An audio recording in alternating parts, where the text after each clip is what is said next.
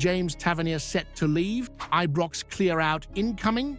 A Rangers loanee could return, but only under one condition. And Barry Ferguson, full-time boss, the shock claim that's got everyone talking.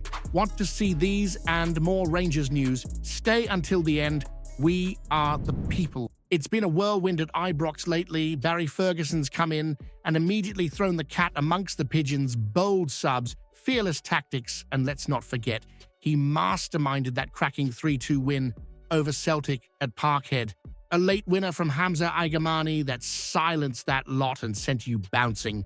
David Templeton reckons Ferguson's got the minerals to take the job full-time, and honestly, who could argue after that derby performance, you wouldn't have seen those gutsy decisions under Philippe Clement. Now, while the Europa League is the last real prize up for grabs, there's even bigger talk bubbling away behind the scenes. The San Francisco 49ers are eyeing up a full takeover, which means a summer of sweeping changes. New gaffer, likely. New sporting director, absolutely. But the real shocker, James Tavernier, the skipper himself, might be heading for the exit. Mark Guidi's floated the idea that Tavernier, despite a decade of service and captaining Rangers to that unforgettable title, could be part of the Ibrox clear-out. He's one of the highest earners at the club, and with fresh faces looking to reshape the squad, tough calls will need to be made. Chris Jacks confirmed the 49ers are pressing ahead with plans, but Gretar Steinson's not involved in sporting director duties, so whoever comes in will be walking into a power vacuum with major decisions on the table. And here's where things get spicy. Tavernier's had a rough patch, no doubt. Some of you have been questioning his spot in the starting 11, but he's still central to Ferguson's new back five, and his influence off the pitch is massive. Still, if you're ripping it all up and starting again under new American ownership, would it make sense to keep a captain from the old guard? If you were rebuilding Rangers from scratch, would you have the guts to sell Tavernier this summer, even if it means he ends up lifting a trophy for someone else? Vaclav Cerny's situation is turning into a proper soap opera at Ibrox, isn't it? You've got a player who's been nothing short of sensational this season. He's glided past defenders, chipped in with crucial goals, and looked like the only one unfazed in the heat of battle, especially when others went missing. A player built for the big moments, the kind you need if you're serious about catching Celtic and bringing the title back where it belongs. And yet, here we are with doubts swirling over whether Rangers will even stump up the £6.75 million Wolfsburg are reportedly asking for. All this despite talk of a new American regime fronted by Andrew Kavanagh and the 49ers enterprises bringing in a supposed £25 million per season for transfers. That dream number's now being rubbished by Mark Guidi, who's questioned where that figures even come from. He's right about one thing. Cerny's been the standout performer. If it's Barry Ferguson in charge beyond this season, there's no question he'll want to keep the check international. But if the new owners arrive and tighten the purse strings, suddenly a deal that must happen becomes one that might slip through the cracks.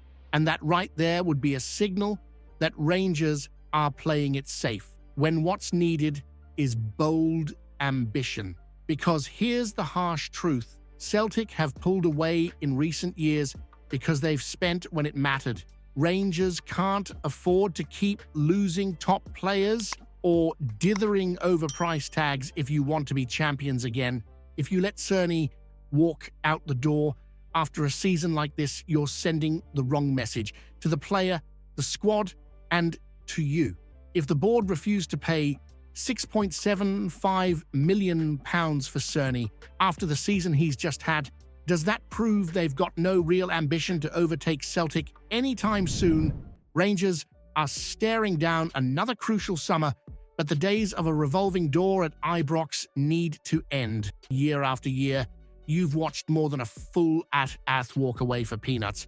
Last summer alone saw 5 players leave for just £800,000. So that's not rebuilding, that's mismanagement. and it's left you clinging to James Tavernier as the last man standing from the Europa League final squad of 2022. But what about those who could be brought back from the cold? Ben Davies, remember him? Shipped off to Birmingham City, quietly doing the business down in England's rough and tumble League One. Their fans are calling him a brick wall, and he's finally looking like the defender Rangers thought they were getting when he arrived from Liverpool. No nonsense, left-footed, composed on the ball, and most importantly, thriving in a back three. The irony, that's exactly the system Barry Ferguson's got ticking at Ibrox now. You'd think they were made for each other. Davies steps up into midfield, covers the flanks, and doesn't get dragged into one-on-one chaos, unlike Robin Proper, who was all over the shop against Celtic. Davies himself hasn't ruled anything out. He's focused on his loan, fair enough, but there's no permanent clause with Birmingham, and given his form, he'd be walking back into Ibrox with momentum and something to prove. The question is, should he even be given that chance? In a summer where you desperately need continuity and smart squad management, bringing back a rejuvenated Davies could be a no-brainer, especially when you consider what he might offer in Ferguson's system. But others will say his time's past and Rangers should move on. If Barry Ferguson keeps the job and sticks with a back three, should Ben Davies be brought back into the fold, or has he already had his chance and blown it?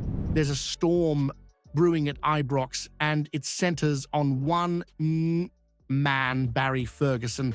He's come in during a crisis, steadying the ship, sparking belief, and most crucially, beating Celtic at Parkhead with a gutsy performance and a gutsier substitution, bringing on Hamza Igamane at 2 each. When the momentum had swung the other way, was a moment of bravery that paid off. Would Philippe Clement have made that call? Most say no, but Ferguson did. And it changed the game. Now, the spotlight turns to the San Francisco 49ers and Andrew Kavanagh. The takeover's looming, and with it, the future of Rangers leadership. Barry's win rate sits at 60%. He's got the dressing room, and he knows what this badge means. You've seen a shift on the pitch. The players look like they'd run through a brick wall for him. You can't buy that, not even for £25 million a season, but here comes the catch.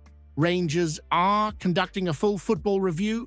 New ownership means new eyes, new structure, and possibly new ideas. Names like Rafa Benitez are being thrown about. Big trophies, big clubs, big ego. Fair enough. Benitez has done it all. But does he understand what it means to go toe-to-toe with Celtic when the league's on the line? Does he grasp what it takes to handle a cold Tuesday in Dingwall with 3 points on the line and 1,000 of you singing his name through the rain? There's talk that Ferguson must be put through the same formal process as every other candidate, interviewed, analyzed, judged, and sure, that's the professional way, but let's not pretend this is just a job. It's Rangers. You don't need to teach Barry Ferguson about Ibrox standards. He set them. He's earned a proper crack at the job through actions, not PowerPoints. If Barry Ferguson isn't given the permanent job even after beating Celtic away and leading Rangers to the Europa League semis, what does that say about the so-called football men making the decisions at our club?